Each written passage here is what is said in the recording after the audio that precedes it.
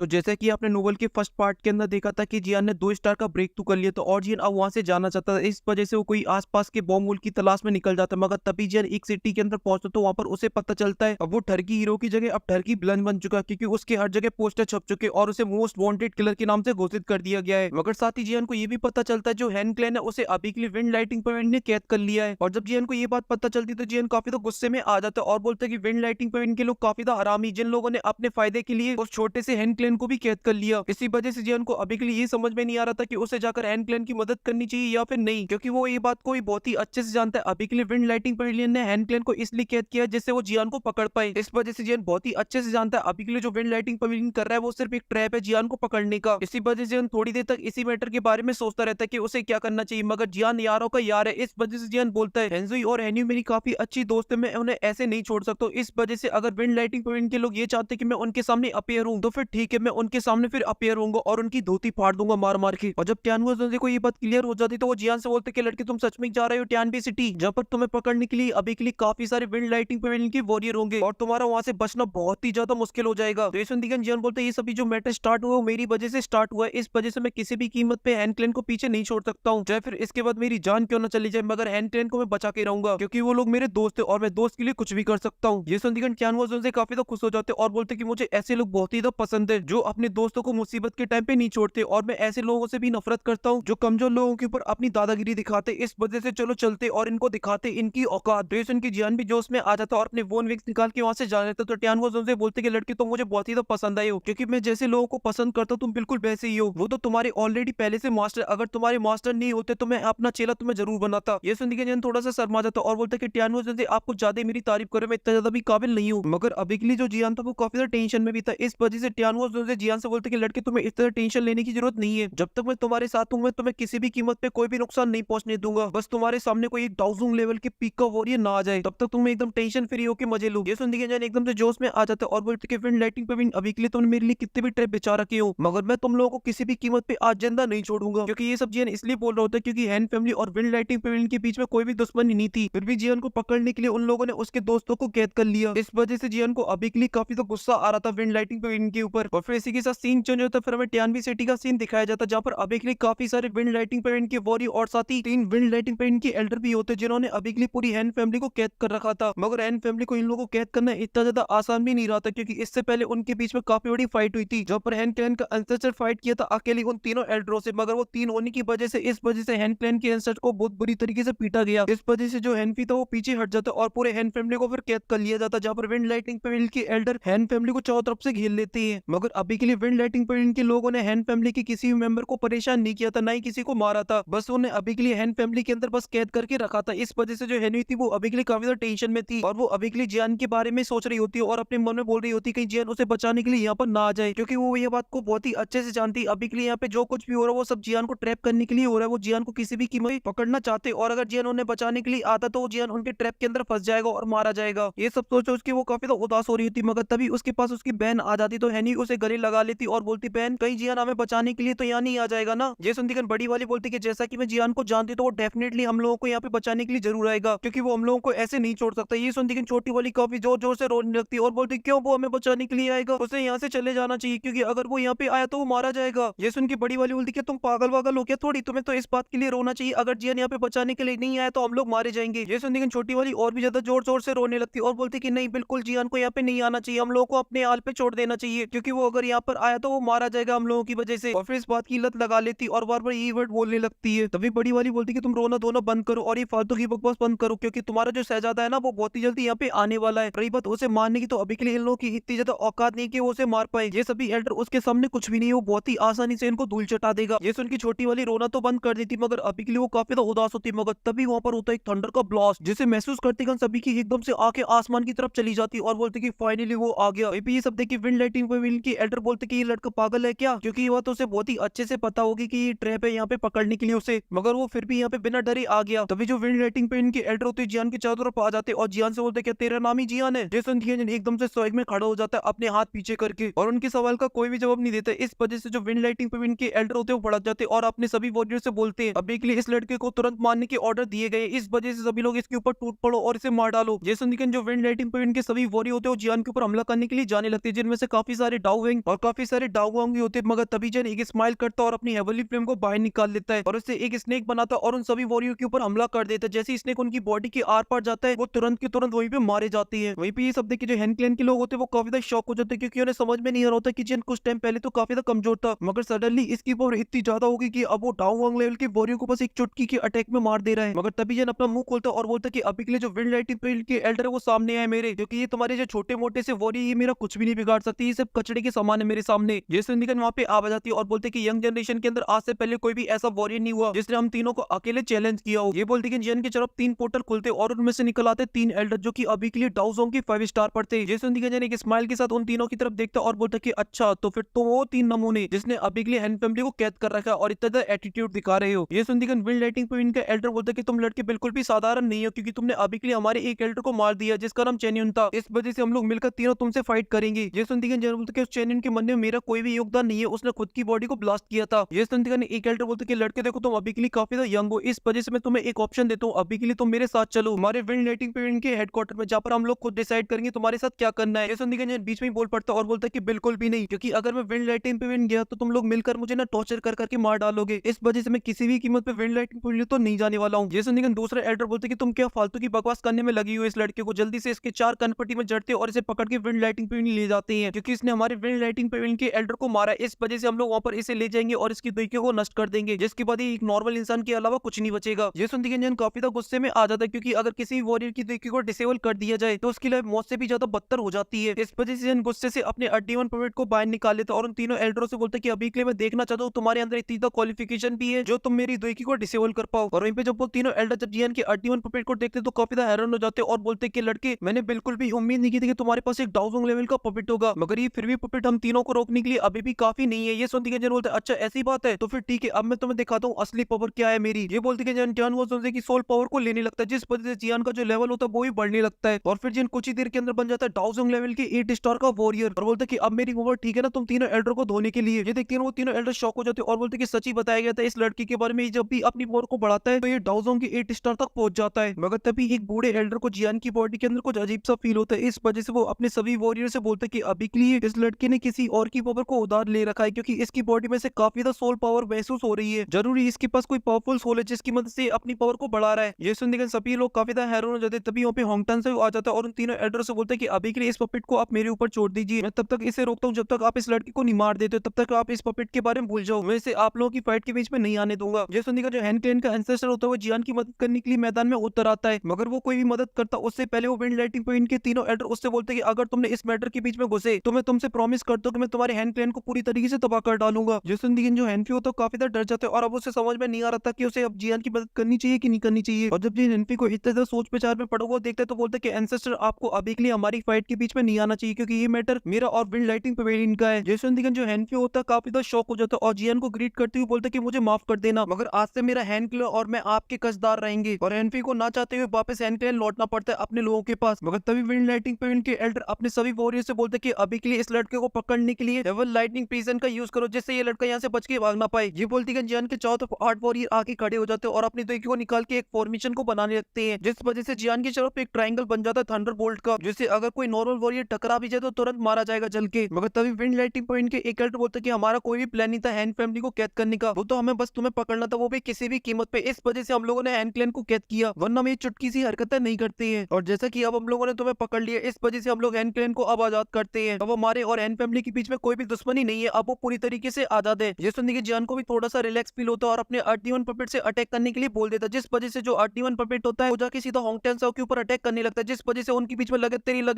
तेरी चालू हो जाती है। वहीं पे जियान अभी के लिए काफी ज्यादा गुस्से में होता है, इस वजह से जियान अपने अर्टिवन पपेट से बोलता है कि आज ये किसी भी कीमत पे बंदा बचना नहीं चाहिए। जैसे निगन जो अर्टिवन पपेट होता है वो काफी तेज तरीके से साइन करना स्टार्ट करने लगता है और बहुत बुरी तरीके से अटैक करने लगता है, जिस वजह से जो होंगटेन साओ होता है वो काफी ज्यादा शॉक हो जाता है और उसकी बैंड बजने लगती है। मगर क्या करे, ये एपिसोड यहीं पे खत्म हो जाता है, क्योंकि जो फाइट की असली मजे वो तो आप लोगों को देखने को मिलने वाले ऑफिशियल एपिसोड के अंदर, क्योंकि उसी में आएगा असली मजा, जब पे जिन कैसे उन तीनों एल्डर की बैंड बजाएगा, क्या वो तीनों एल्डर जियान की बैंड बजाएगी, वो सभी लोगों को आपको ऑफिशियल एपिसोड के अंदर ही पता चलेगा। वहीं पे हमारे चैनल का एक मेंबर मुझसे पूछे था अगर यहाँ पे जियान के दोस्त होते, मतलब लिटिल फेई डॉक्टर और जिया होते तो क्या होता। तो पहली बात तो ये फाइट इतनी ज्यादा बढ़ती नहीं आगे, क्योंकि जो फाइट हुई थी चैनिन और जियान के बीच में तो उस टाइम उसमें लिटिल फेई डॉक्टर फाइट करती और लिटिल फेई डॉक्टर एक डाउजोंग लेवल की 5 स्टार की वॉरियर है, इस वजह से वो चैनिन को एक अटैक के अंदर ही मार देती। देती और जो चैन है उसकी भी इतनी ज्यादा हिम्मत नहीं होती वो जाकर लिटिल फेट डॉक्टर के ऊपर हमला करे, क्योंकि लिटिल फेट डॉक्टर चाहती तो उसको भी बहुत ही आसानी से मार डालती। मगर चलो लिटिल फेट डॉक्टर नहीं होती, अगर उसकी जगह जिया भी होती तो ये फाइट इतनी ज्यादा बढ़ जाती और जियान के सामने 3000 लेवल के वॉरियर खड़े होते तो जिया भी सामने खड़ी होती जियान की उसकी प्रोटेक्शन के लिए, और वो तीनों वॉरियर उसके ऊपर जरूर हमला करते और अगर उसे कुछ भी हो जाता थोड़ा बहुत तो फिर जो विंड लाइटिंग पॉइंट है वो पूरी तरीके से नष्ट कर दिया जाता इस पूरे दुई की कॉन्टिनेंट के अंदर, कि अगर जिया को कुछ भी हुआ तो जिया के जो खानदान वाले ना वो बैंड बजा देंगे किसी की भी। मगर मुझे एक बात अभी तक समझ में नहीं आई, सब लोग ड्रैगन प्रिंस क्यों बोलते हैं जिया को, बल्कि वो तो एक लड़की है, उसे तो ड्रैगन प्रिंसेस बोलना चाहिए, पता नहीं ड्रैगन प्रिंस। मगर फिलहाल के लिए इस वीडियो में सिर्फ इतना ही और मैं मिलता हूँ आपसे नेक्स्ट वीडियो में, तब तक के लिए बाय। और आप लोग कमेंट के अंदर अपनी ओपिनियन जरूर देना।